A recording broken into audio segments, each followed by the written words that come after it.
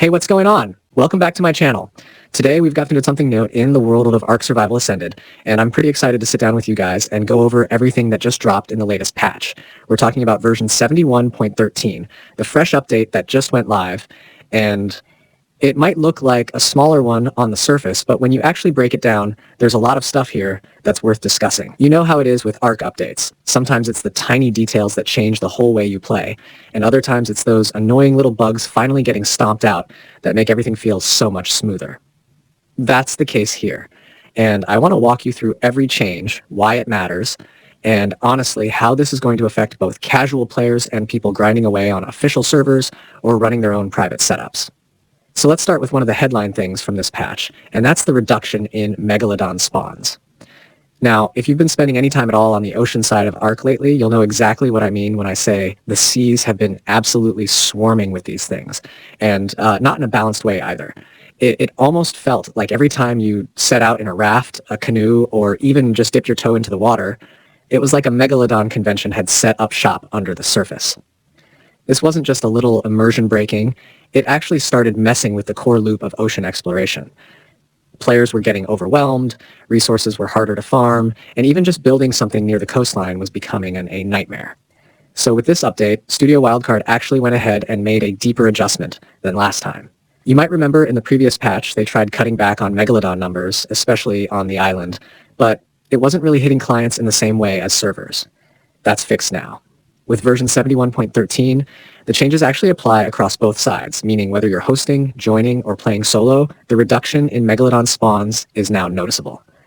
And that's a pretty big deal, because for once, the ocean won't feel like a shark apocalypse waiting to happen. But the Megalodons weren't the only issue that got some attention. One thing that had players really frustrated was this weird bug involving the Babyfy function in the Megalab. If you've ever tried to breed, raise, or manage your creatures, you know how delicate and time-sensitive some of those systems can be. Having a bug that interferes with that process was more than just a minor annoyance. It could completely derail hours of gameplay. It looks like that's finally been taken care of.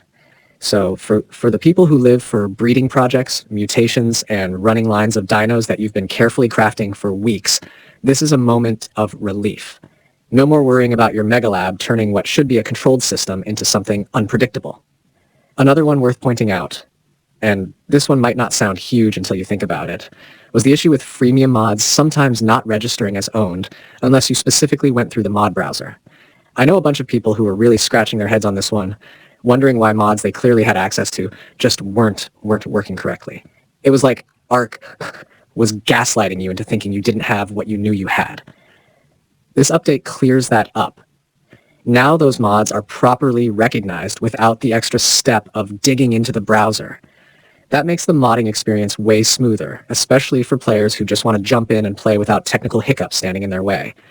Considering how important mods are for the ARK community, this fix is actually bigger than it looks on paper. Of course, it wouldn't be an ARK patch without the mention of server crashes. That's been one of the game's long-term pain points. And I don't think anyone here is surprised to see fixed several server crash issues written into these notes.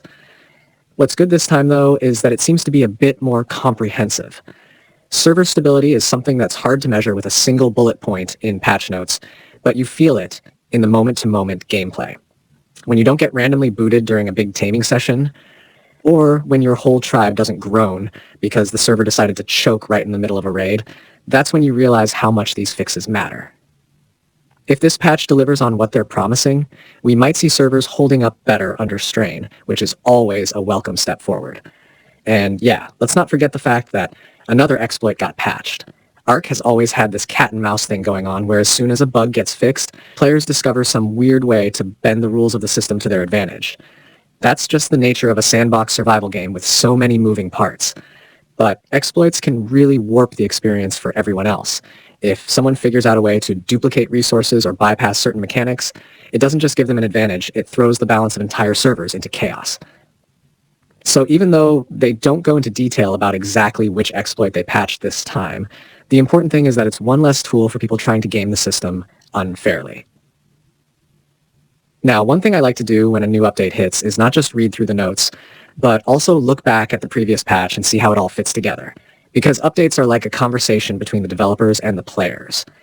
If you remember version 71.12 from just a few days ago, That one was all about trimming down those shark spawns, fixing teleportation bugs that were straight up killing players when they tried to move dinos around, and cleaning up a whole set of stability problems ranging from server boot crashes to underwater building issues. It even had some tweaks on the client side, like fixing grass rendering and optimizing the engrams menu. And to me, what we're seeing now in 71.13 is kind of like a continuation of that. The devs started by addressing some core gameplay frustrations, and then in this follow-up patch, they're tightening the screws even further, making sure the fixes actually work across the board. So when you think about the bigger picture, this isn't just about fewer Megalodons or a smoother Megalab. It's about ARK Survival Ascended starting to feel a little more stable and a little more consistent. That's the foundation the game needs if it's going to keep growing and keep players engaged long-term. I think anyone who's been with ARK for a while knows that Wildcard doesn't always nail it on the first attempt. Sometimes a patch lands and people are like, okay, but half of this doesn't work.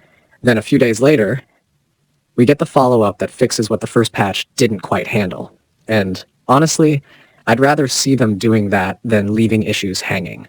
This is one of those cases where, even though the changes might sound small, they're proof that the devs are paying attention to feedback and trying to get things smoothed out in real time.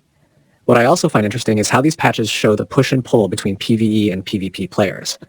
On the PvE side, less Megalodon chaos means resource runs and ocean exploration feel more manageable. On the PvP side, it can change the dynamics of underwater combat or base defense. You can't just rely on the environment to overwhelm your enemies with shark swarms anymore, which is going to make underwater fights more skill-based and less of a lottery.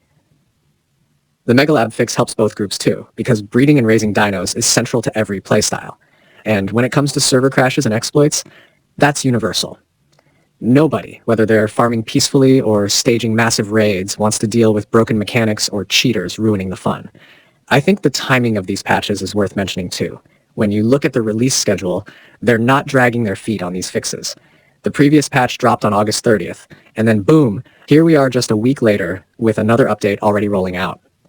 That kind of quick turnaround is important, especially for a game that's still in its early stages of growth. It shows that Wildcard isn't letting bugs fester, and they're willing to keep chipping away at problems until they're solved. That builds confidence in the community, even among the people who might be the most skeptical because of ARK's rocky history. And look, I get it. Some of you might be thinking, okay, but this still isn't a huge content drop. And you're right. This isn't new dinos, new maps, or some wild mechanic being added.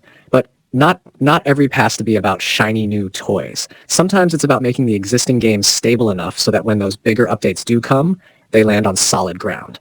I think that's what's happening here. And the fact that they're taking the time to smooth out modding issues, which are the lifeblood of ARK's community-driven creativity, really tells me that they're trying to set the stage for long-term success.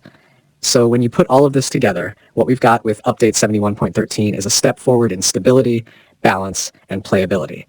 Oceans are calmer, breeding is safer, mods are recognized properly, servers should be crashing less, and at least one exploit is gone.